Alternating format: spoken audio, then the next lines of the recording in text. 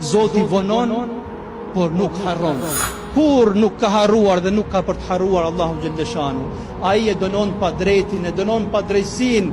Atëherë kur të pa drejtit s'ja merr mendja, në një formë që kur s'ja ka marrë mendja vetë njeriu. Sepse Zoti me urësinë e tij mund vonoj për disa kohë, po kur ai nuk ka për ta lënë pa dënuar të pa drejtin dhe pa drejtsin. Një gjë duhet ta dinë njerëzit, se ndoshta syri i zullumqarit fle natën, por syri i viktimës nuk fle. Ai loton gjithë natën.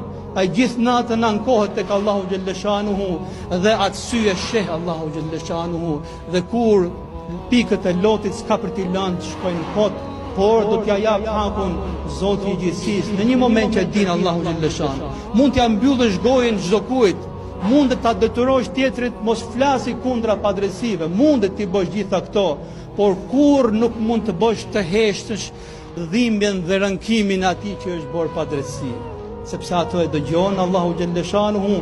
Prandaj tha profeti Muhammed sallallahu alaihi wasallam, keni kujdes, mos i hyni në hak tjetrit, se duaja e atij personi që është bërë